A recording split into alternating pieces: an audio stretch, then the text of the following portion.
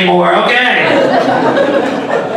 Did you guys see this thing they're calling a debate last night? Wow. I mean, Trump. I got a lot of mixed feelings about Trump. He's coming back. It's interesting. You know, I don't like that he wants us to fear Mexicans. That always really pisses me off. Adorable Mexicans. He wants us to be scared of Mexicans. He tells us that Mexicans are going to take our jobs. Mexicans are not going to take our jobs. Robots are going to take our jobs. And I promise you, once the robots have all the jobs, Mexican robots are going to take their jobs. Mexican robots hanging outside the Metaverse Depot, looking for work. It's going to be dystopian! 34 counts. How do we feel about the 34 counts? What do we think? Come on, let's polarize the room. What do we think? It's a big day for Kathy Griffin. People used to love Kathy Griffin. We loved her, and then she was canceled because she held up the fake decapitated head of Donald Trump. And she was canceled. People got pissed. I get being pissed. I mean, that's cultural appropriation. That's a Middle Eastern thing. Being done by a white woman. You're out of here, Kathy! I've been living in Nashville for a month. It's a very musical city. I met somebody here who plays the harp. Yeah, and I said, oh, what kind of gigs do you get as a harp player? And he said, well, it's a lot of weddings and a lot of hospice. What a calendar this guy must have. Like 1 minute you're performing for people where their hopes and dreams are coming true, and then you have to do a wedding?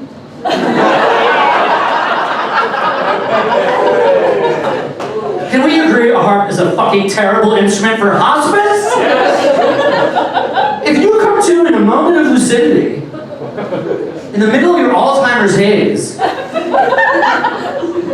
and you see somebody playing the harp, and you think you've crossed over? If you're clinging on to life with your bony arthritic hands, you need an instrument that's going to make you make a choice. Bagpipes. You need hospice bagpipes. You come to and see bagpipes play, you're either going to get up and get out, or you're going to get back in bed and get out. One of the two. Very sexual town, Nashville. I met a lot of people here who are into tantric sex. Oh, okay, well, someone over here tonight. Oh, they're taking a break. All right, very good. If you don't know what tantric sex is, it's where you don't have an orgasm only with your genitals. You're all doing it wrong. It's a full body orgasm, and you use breath work to delay gratification, and it lasts hours and hours and hours, and I've never had tantric sex. I've had tantric arguments. I've been in tantric arguments. Week-long expressions of hate.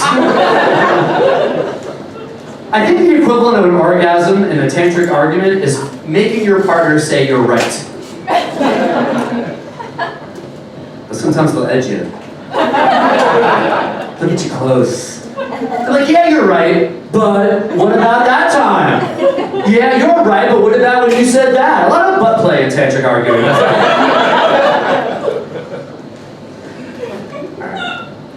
Let's get to what we came here for. I'm bisexual. Thank you, thank you. I like men and boys. I'm on the spectrum of sexual. Not little boys. Frat boys. It's weird to me that fraternities are so historically homophobic, because I feel like gays, we were the first fraternity. A group of men bound together by a secret. I live in Chattanooga now. It's a cute town. Somebody found out I was gay there and they called me a fudge packer.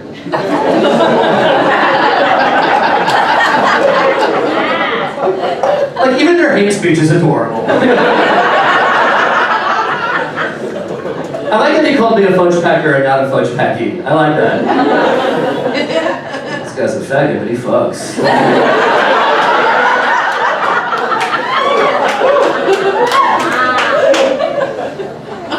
I met some people who don't like gays. I met one who was like, he didn't think that gays should be able to have kids or adopt. I think this is fascinating.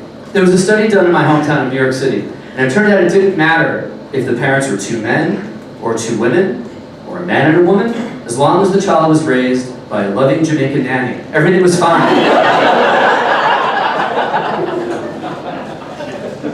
I met other people who, they hate gays so much they want to kill us all. I never understood that. If you want to get rid of gays, you don't have to kill all the gays. Just kill the bottoms. So we can't make more gays. Where do you think these gays are coming from? Use your straight brains, everybody, come on! I got laid off recently, it's cool. I'm white, I'll be fine. I got laid off and I was up for a new job and the recruiter was like, well, they really liked you, but you don't really satisfy their diversity needs. I was like, well, you know, I'm gay. You can just tell them I'm gay. She's like, oh, honey, that doesn't count anymore. We did it! Gay white men are just as unhireable as straight white men. We did it! You guys are very cool. You're cool enough for me to share this with you. I've been living in the South for 4 years. Can I share with you an observation made about some Southern women? I'm sure it's not happening in this room, but I find a lot of these Southern ladies married to gay guys.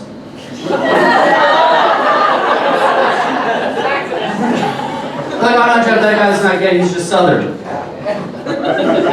No, he's on Grindr without a face pic. That's what's going on. They're like, Jeff, that guy can't be gay, he's married.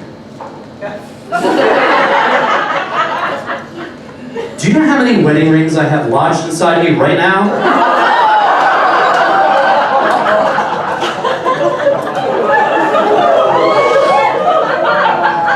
I shit gold, all right? Like a proper Jew.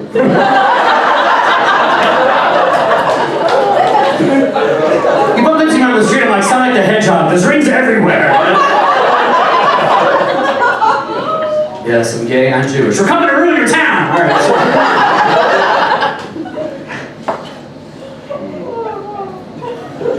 People ask me if it's hard being a Jew in the South. I mean, you know, not as hard as it was in Egypt, but still pretty tough.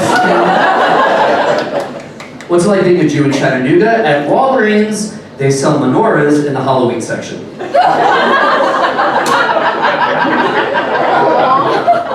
I shit you not, next to a skeleton. It's a little Auschwitzian out of 5, that's all I'm getting.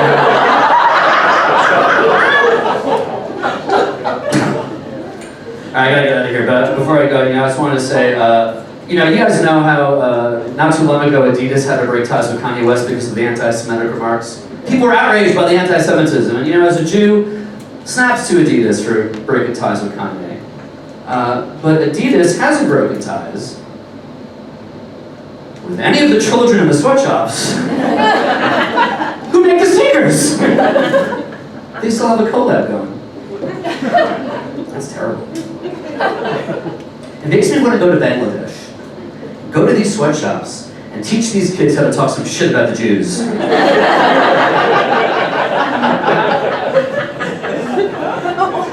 And the Jews would be like, we would love these kids to make our sneakers, but they're raging anti-Semites.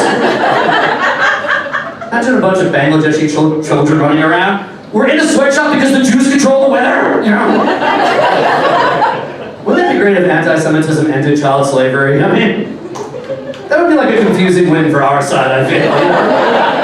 And you guys have Walmart down here. We don't really have that in New York City, but I read that here in the South, 2 people who work at Walmart recently got married at Walmart. I was like, oh. But then you know what, I was like, that's the first time Walmart hasn't tried to break up a workers' union. That's pretty fucking cool, all right?